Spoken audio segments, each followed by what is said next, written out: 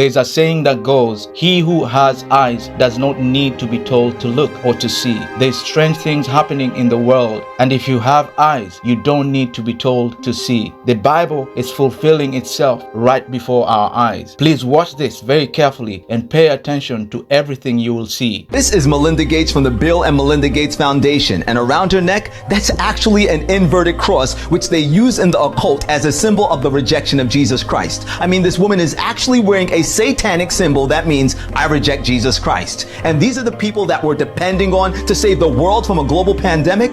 This is exactly why God warned us in the book of Jeremiah chapter 17 and verse 5, cursed be the man that trusteth in man, and maketh flesh his arm, and whose heart departeth from the Lord. In too many scenarios, we bring evil upon our own selves, because instead of appealing to God for his wisdom and his protection, we're running to human beings to save us using their vast wealth and their intellectual resources, and we don't even know if they have good intentions. And the second time I saw him was the March after that, so March 2017 in the White House. In both of those two meetings, he asked me if vaccines weren't a bad thing, because he was considering a commission to look into ill effects of vaccines, and somebody, his name is Robert Kennedy Jr., was advising him that vaccines were causing bad things, and I said, no, that's a dead end, that would be a bad thing, don't do that. Trust us, said the government. We truly have your best interests at heart.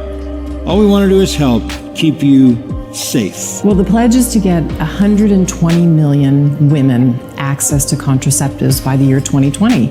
And the whole idea is to put this back on the global health agenda. It hasn't been forefront on the global health agenda for a very long time, and it's never been done in a way that's really woman-centric. William Pitt, well-known name in English history, said this: necessity, i.e. public health, common good, is the plea of every infringement of human freedom.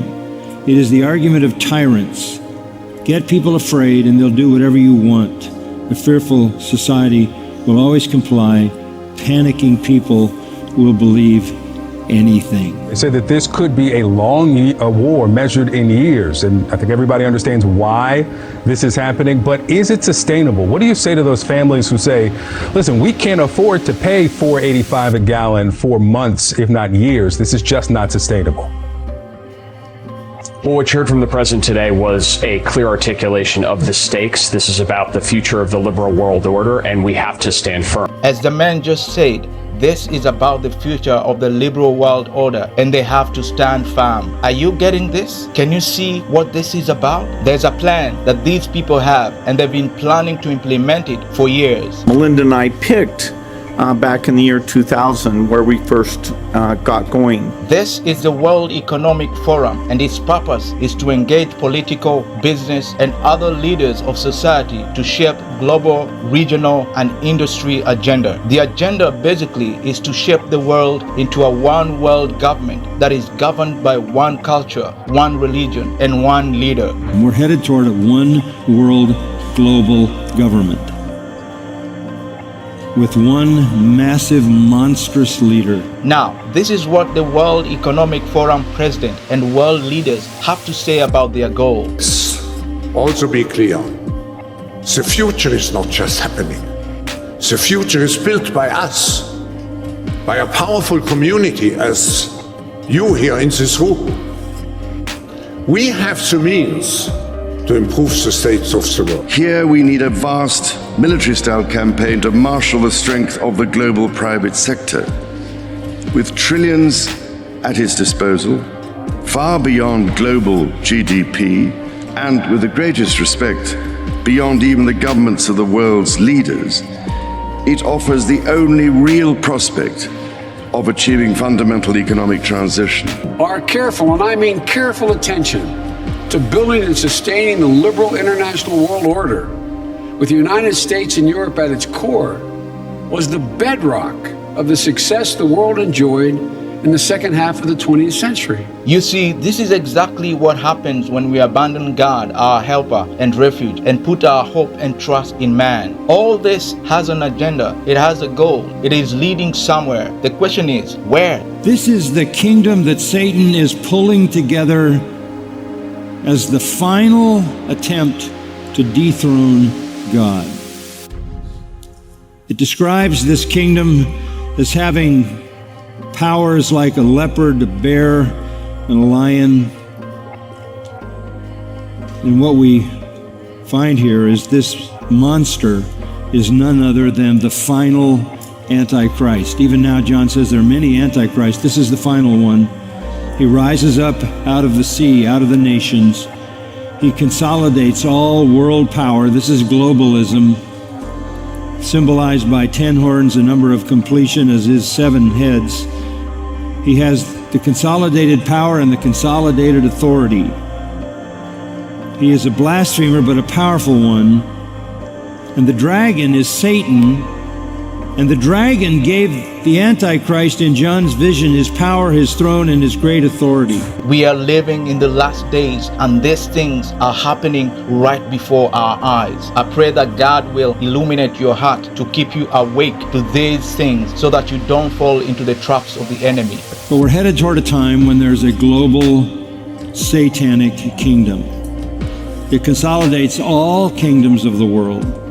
It is under the final monster Antichrist, designed by the devil himself, and the entire world follows him. The entire world. The answer comes in Revelation 12:9, which says this: Satan deceives the whole world. Satan deceives the whole world. Paul told the Corinthians he is disguised as an angel of light, and therein lies the deception. So what we're dealing with in the world is not just a complex of human evil, as vast and complete and comprehensive as it is. We're dealing with another level altogether, not just that visible human world, but that invisible demonic world. And Satan's ultimate goal is to prevent people from coming to Christ. His ultimate goal is to take over everything, to rule in the place of God. He is the usurper. And he has a goal. He has an objective. He's heading human history toward his kingdom. He has a goal. He has an objective. Satan is systematically working to get to his kingdom. As he moves through human history, Satan wants to strip all elements of divine law and all elements of divine truth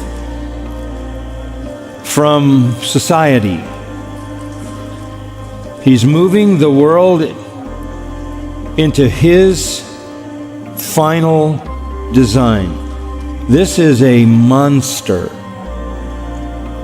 This is a monster who consolidates power and consolidates national leadership. This is the kingdom that Satan is pulling together as the final attempt to dethrone God. Monster is none other than the final Antichrist. Even now, John says there are many Antichrists. This is the final one. He rises up out of the sea, out of the nations. He consolidates all world power. This is globalism, symbolized by 10 horns, a number of completion as his 7 heads. He has the consolidated power and the consolidated authority. He is a blasphemer, but a powerful one. And the dragon is Satan. And the dragon gave the Antichrist in John's vision his power, his throne, and his great authority. And as a result of his influence, they will worship the devil, the dragon, because he gave his authority to the beast.